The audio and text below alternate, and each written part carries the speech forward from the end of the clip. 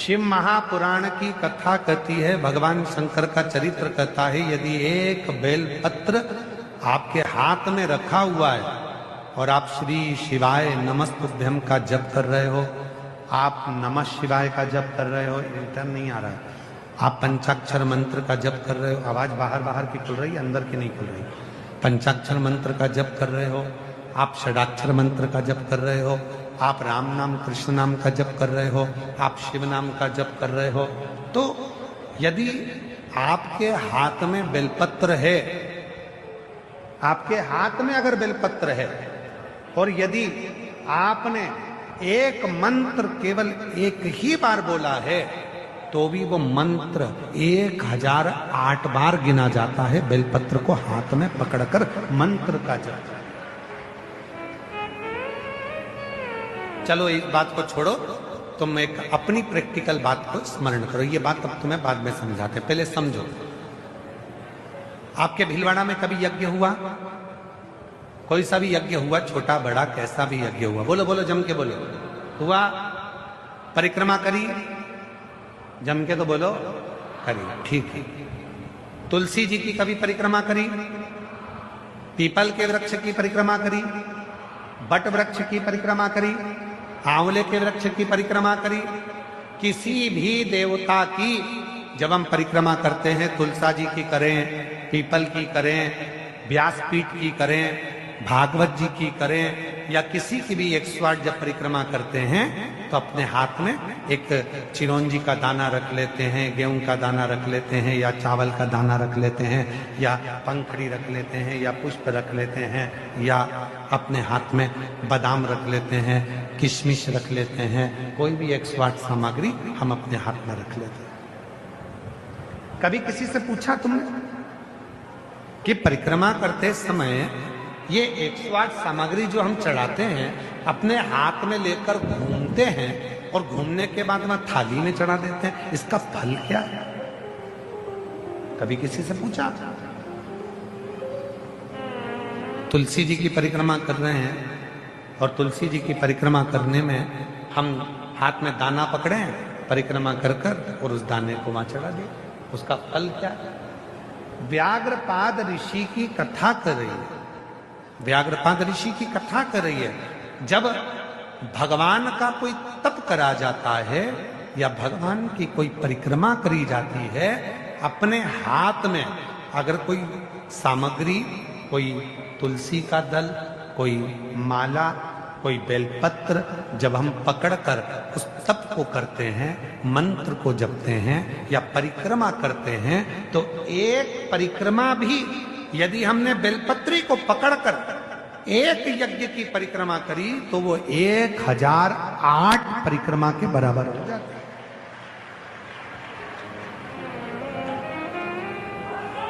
महाराज जी,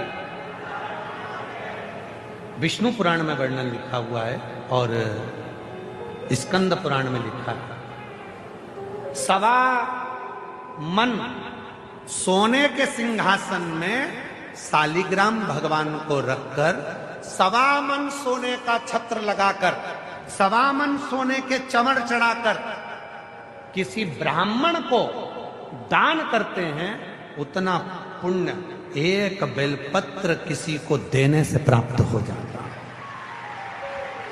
महाराज, 1.25 मन सोने के सिंहासन पर 1.25 मन सोने का छत्र लगाकर, 1.25 मन सोने के चवण रखकर, शालिग्राम भगवान को रखकर दान करने का जो पुण्य है, शिव पुराण कहती है, विष्णु पुराण कहती है, स्कंद पुराण कहती है, कूर्म पुराण कहती है, वराह पुराण कहती है, अग्नि पुराण कहती है, ब्रह्म वैवर्त पुराण कहती है कि एक बेलपत्र दान करने पर वही पुण्य फल प्राप्त हो जाता है जो 1.25 मन सोना देने से। एक बेलपत्र।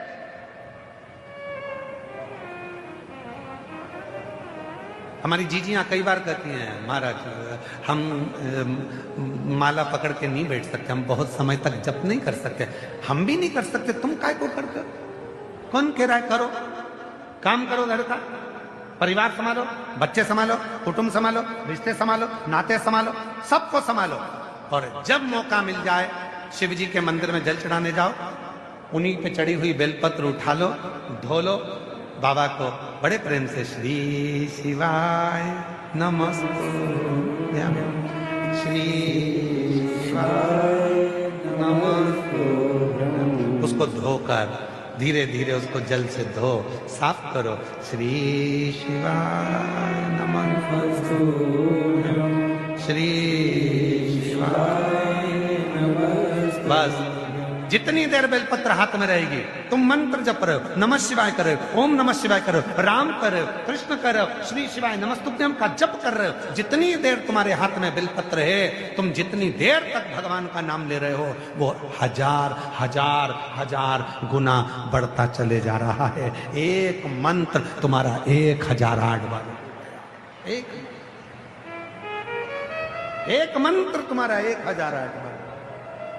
उस मंत्र की साधना। आज शनिवार का दिन है, जिस दिन अपन इस दरिद्रता से मिलने के लिए पीपल के पेड़ के नीचे आए हैं। हिंदू धर्म में ये दिन पीपल के वृक्ष के लिए पूजनीय होगा। जो भी शनिवार के दिन पीपल के वृक्ष की पूजन करेगा, दूध चढ़ाएगा या मिष्ठान का भोग लगाएगा, लक्ष्मी और नारायण उसके घर में प्रवेश कर जाएगा। लक्ष्मी और नारायण उसके घर में प्रवेश करेगा। पुराण की कथा कह रही है कि दुनिया के सारे तीर्थ नहीं जा सकते, पृथ्वी की सारी नदियों में स्नान नहीं कर सकते, पवित्र नदियों में आप स्नान नहीं कर सकते, या किसी भी तीर्थ में जाकर एक रात्रि भी विश्राम नहीं कर सकते, या हमने जिंदगी में कोई दान करा ना करा, कोई पुण्य करा ना करा, कोई सत्कर्म करा ना करा, कोई शास्त्र पढ़ा ना पढ़ा, कोई शास्त्र सुना ना सुना, उसके बाद भी शिव महापुराण की कथा कहती है कि एक दिन में अगर मात्र एक बार भी आप शंकर के शिवालय में प्रवेश कर गए या मंदिर में प्रवेश कर गए, तो सारे तीर्थ, सारी नदियां, सारे सरोवर, सारी बावड़ी, सारे तालाब, सारे कुंड के स्नान का पुण्य, दान का पुण्य प्राप्त, केवल शिव तत्व को प्राप्त कर लेने। शिव महापुराण की कथा कह रही है कि घर में जो दिया होता है वो दीपक भी कोई साधारण नहीं होता, उस दीपक की भी महत्वता है, उस दीपक का भी वर्णन है। एक बात बहुत अच्छे से सुनिएगा, शायद आपकी जिंदगी को सवार, शायद आपके जीवन को। मेरी जीजियों, मेरे जीजाओं, मेरी बेटियों, बेटाओं, कभी मौका लगे, शंकर भगवान के शिवलिंग के पास में आप बैठे हैं। यहां तक शास्त्र कहता है कि घर में अगर किसी को बहुत तेज बुखार आ गया है, बहुत तेज बुखार, और बच्चा उस बुखार में तप रहा है, बहुत तप रहा है, मारा, तुम जिस दिए में भगवान की आरती उतारते हो, जिस दिए से तुम भगवान की पूजन करते हो, कभी मौका लगे और आप पूजन करने के लिए गए, कभी आपको शंकर भगवान के शिवलिंग के पास में या शंकर भगवान के शिवलिंग के ऊपर कनेर का अगर पीला फूल देखा है ना आप लोगों ने? अरे बोलो तो जम के, देखा है? कनेर का यदि पीला फूल शिवलिंग के आसपास में या शंकर भगवान के ऊपर कहीं रखा हुआ भी दिख जाए, विषम परिस्थिति हो, बहुत हिम्मत ना हारते, कभी भगवान अकेले में एकांत में आप पहुंचे उनके पूजन के लिए, कनेर का पुष्प वहां रखा है, चाहे वो जलाधारी पर रखा हो, चाहे वो शिवलिंग के पास में रखा हो, शिवलिंग पर रखा हो, उस कनेर के पुष्प को अगर आप 5 जगह पर स्पर्श कराकर अपने हृदय की बात कहकर वापिस महादेव को समर्पित कर देते हो, तो भी मेरा महादेव तुम्हारे दुख का निवारण कर देगा। अब वो 5 स्थान, पहला गणेश जी का जो स्थान होता है वह जगह, दूसरा षडानंद कार्तिक, तीसरा अशोक सुंदरी वाला स्थान, चौथा जलाधारी जो ऊपर से बूंद बूंद जल नीचे गिरा रही है, जया, विषहरा, श्यामली बारी, दौतली, देव, शंकर जी की 5 बेटियों का, और 5वें नंबर का है शंकर भगवान के, जो कैसे वर्णन किया जाए, त्रिशूल के 3 भाग होते हैं। करें दर्शन आप लोगों ने? ये से सामने त्रिशूल लगा है, इस त्रिशूल के ऊपर देखेंगे तो 3 भाग दिख रहे हैं, नजर आ रहे हैं सबको? त्रिशूल का जो 3 भाग होता है, उस 3 भाग का जहां ज्वाइंट होता है, जहां मिलता है, एक जगह पर देखो तीनों भाग एक जगह पर मिले हुए, 3 भाग का जहां मिलन होता है पंचम स्थान, ये 5वां स्थान, यहां पर स्पर्श कराकर शिवलिंग पर अपनी कामना कर कर श्री शिवाय नमस्तुभ्यम कहकर बाबा से अपने मन की बात कहकर जो समर्पित कर देता है, हम 3 महीना भी नहीं कहेंगे, हम तो कहेंगे अगर ज्यादा दुख है 3 दिन इंतजार करना, मेरा बाबा उस दुख को मिटाए। 3 महीना बहुत दूर, पर करना है दिल से। और कई तरह के दीपक होते हैं, दीपक का भी विधान वर्णन किया गया, उस दिए का भी वर्णन किया गया। यहां तक शास्त्र कहता है कि घर में अगर किसी को बहुत तेज बुखार आ गया है, बहुत तेज बुखार, और बच्चा उस बुखार में तप रहा है, बहुत तप रहा है, तुम जिस दिए में भगवान की आरती उतारते हो, जिस दिए से तुम भगवान की पूजन करते हो, उस दिए की बत्ती को नीचे डाल दीजिए और उस दिए को पानी की बाल्टी में धो दीजिए। कौन सी बाल्टी में? जिस बाल्टी के पानी से आप बच्चे को स्नान करा सको। मारा केवल भगवान पर से ले जाकर, पास में से ले जाकर उस बाल्टी में थोड़ी देर डाल दो और उस बाल्टी के पानी से उस बच्चे को स्नान करा दीजिए। 15 से 20 मिनट, आधा घंटा लगेगा बच्चे का। बड़ी बेचैन दिख रही हो तुम, क्या बात है? पार्वती जी कहती है देवव्रत, कश्मीर प्रदेश का एक भक्त देवव्रत बेलपत्री के वृक्ष के नीचे बैठकर आपका मंत्र जाप कर रहा। मैं आपको जगाना नहीं चाहती थी, पर बेलपत्री के वृक्ष के नीचे लक्ष्मी झाड़ू लगाती है, सरस्वती वीणा बजाती है, इंद्राणी उस बेलपत्री के वृक्ष के नीचे जल का सिंचन करती है, 33 कोटि देवी देवता उस बेलपत्री के वृक्ष की जड़ में विराजमान होते हैं। इसलिए देवव्रत एक बार पंचाक्षर मंत्र बोलता है तो वो 33 करोड़ बार गिना जाता है, ऐसा बेलपत्री का वृक्ष होता है।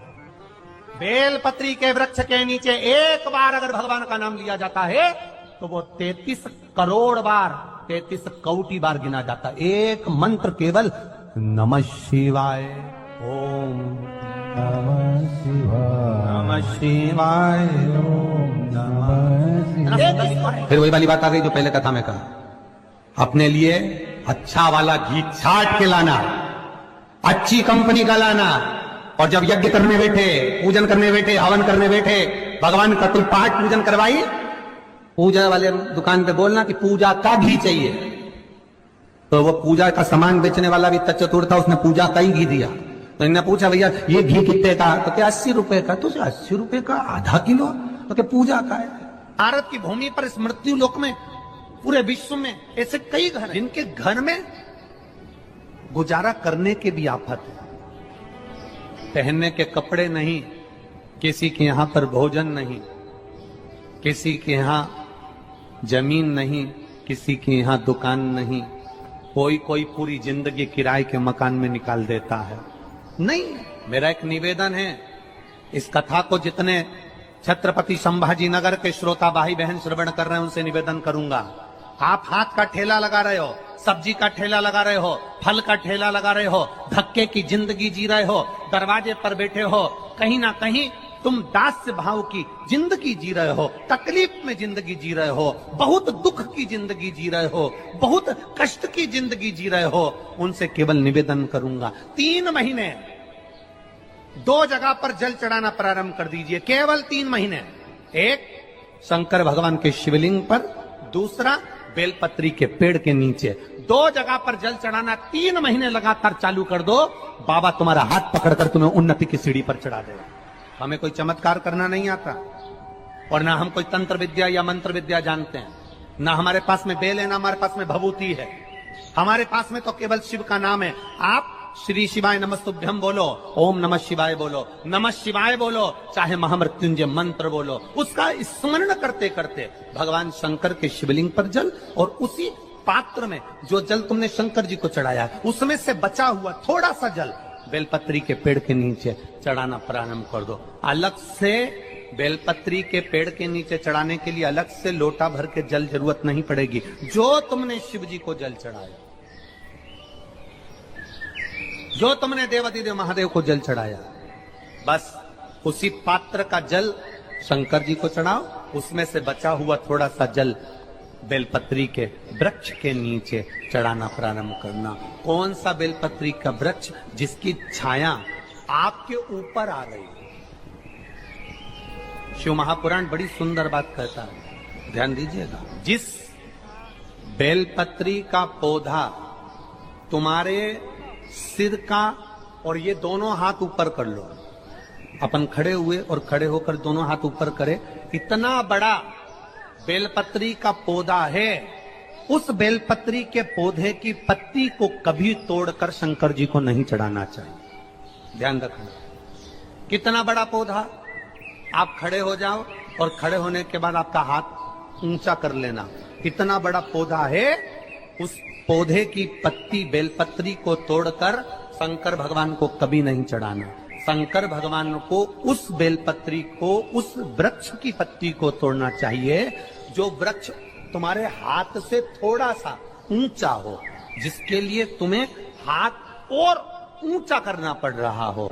जैसे एक बच्चा अपनी माँ की गोद में बैठने के लिए दोनों हाथों से उचकता है, आवाज लगाता है, उचकता है, आवाज लगाता है, हाथ ऊपर करता है, तो माँ उस बच्चे को गोदी में ले लेती है। उसी तरह उस बेलपत्री के वृक्ष की पत्ती तोड़ना चाहिए जिसने थोड़ी उन्नति कर ली हो, जो थोड़ा ऊंचा हो गया हो। तुम उसको पाने का प्रयास करो तो भगवान भी तुम्हें अपनी गोदी में ले ले। ऐसे वृक्ष की तुम छोटा सा पौधा, बिल्कुल जरा सा पौधा, उसी की पत्ती तोड़कर महादेव को चढ़ाओ। यदि बेलपत्री का पेड़ आपके यहाँ है और मान लो कई लोग बेलपत्री गमले में लगाते हैं या छत के ऊपर लगा देते हैं, बेलपत्री का वृक्ष जो होना चाहिए वो घर के ठीक पीछे पीछे, या बेलपत्री का वृक्ष अगर पीछे नहीं है तो आप अपने घर से जब बाहर निकलते हैं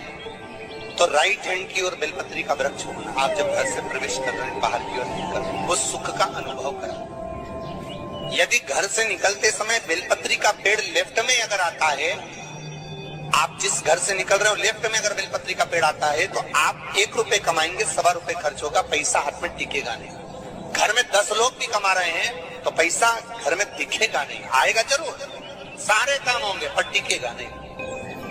यदि लेफ्ट राइट भाग का बेलपत्री का वृक्ष घर में लगाओ तो घर के पीछे के हिस्से में लगाओ, और ऐसी जगह नहीं लगाना कि जहां पर बेलपत्र में गंदा पानी जाए या कोई गंदी वस्तु। 33 करोड़ देवी देवता बेलपत्री के पेड़ के नीचे सोमवार के दिन, कोई रविवार के दिन, कोई मंगलवार, कोई बुधवार, कोई गुरुवार, कोई शुक्रवार, कोई शनिवार के दिन बेलपत्री के नीचे आकर 33 करोड़ देवी देवताओं तप करते हैं, साधना करते हैं। एक बेल जोखी ऐसी होती है, शंकर पर अगर चढ़ी हुई है तो वापिस उतार कर धोकर फिर शिव को चढ़ा सकते।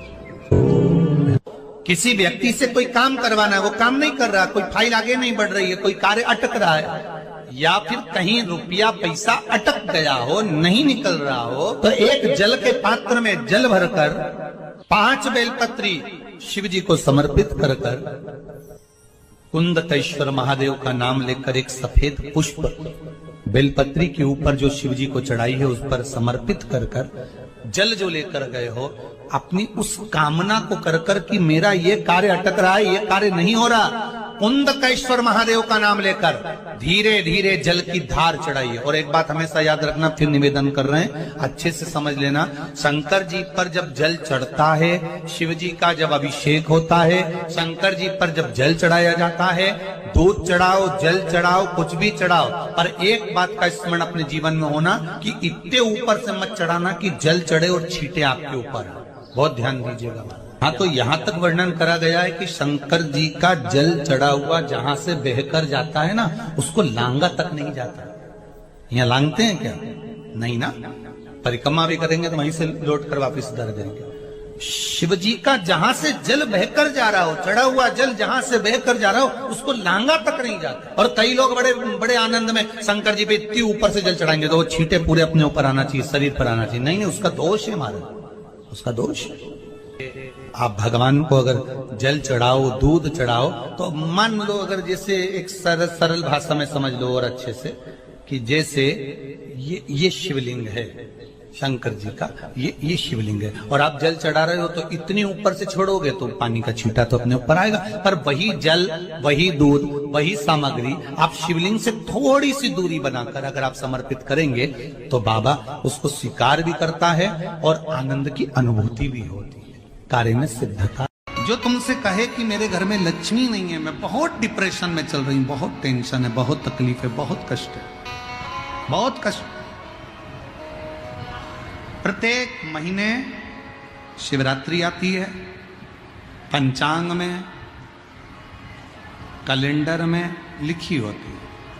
और कई लोग कहते हैं हमको मालूम नहीं पड़ता कि कब शिवरात्रि आ गई, कब चले गई। तो अब की बार हम भी विचार कर रहे हैं कि पूरे साल की शिवरात्रि हमारी सोशल मीडिया पर हम पूरे साल कौन से महीने में शिवरात्रि कितनी तारीख को आएगी, वो एक कैलेंडर जैसा हमारा जो फेसबुक है, हमारा जो यूट्यूब है, इंस्टाग्राम है, हम उसको प्रयास कर रहे हैं कि उस पर हमारी विठलेश सेवा समिति के द्वारा पूरे महीने की शिवरात्रि पूरे शिव भक्तों के सोशल मीडिया पर पहुंच जाए, जिससे लोगों को ध्यान रहे कि इतनी तारीख की शिवरात्रि आती है, लोगों के स्मरण में रहे कि इतनी तारीख को शिवरात्रि आएगी, मासिक शिवरात्रि इतनी तारीख को है, मासिक शिवरात्रि इतनी तारीख को है, उनके सबके स्मरण में रहे।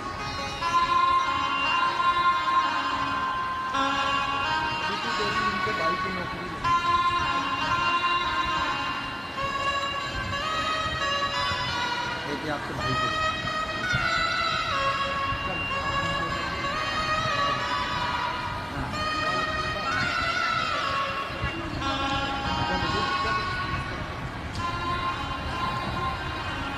एक पार्थिव शिवलिंग का निर्माण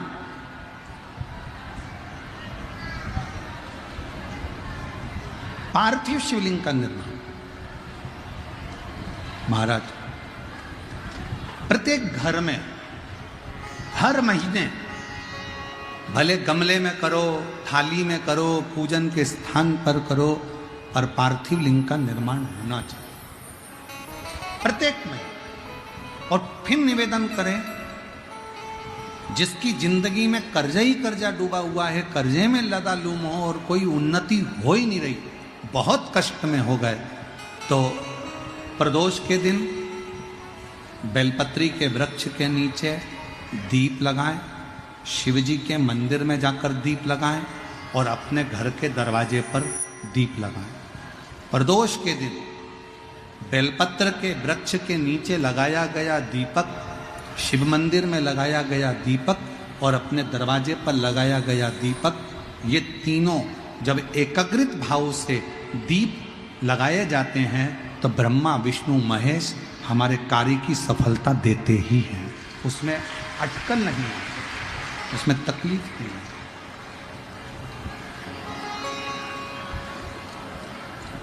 कितने लोग हैं जो शंकर जी के मंदिर में एक लोटा जल चढ़ाने जाते हैं? हाथ उठाओ जरा। सभी लोग जाते हो? रखो रखो रखो रखो। क्या कहते हो बाबा को जाके? शिव जी के मंदिर में जब जल चढ़ाने जाते हो तो क्या कहते हो? घर से जाते समय एक लोटा जल जब लेकर निकलो तो घर के दरवाजे से निकलते समय श्री शिवाय नमस्तुभ्यम, मंदिर में जब प्रवेश करो तो श्री शिवाय नमस्तुभ्यम, और शंकर जी को जब जल चढ़ाओ तो अपने बाबा को अपने दिल की बात, बाबा मैं आपकी बेटी हूँ, बहुत कष्ट है बाबा, ये तकलीफ है बाबा, बाबा आप ये कार्य कर दीजिए। शिव को जल चढ़ाते समय और जलाधारी का स्पर्श करो, जलाधारी का स्पर्श करो और बाबा से विनय करो।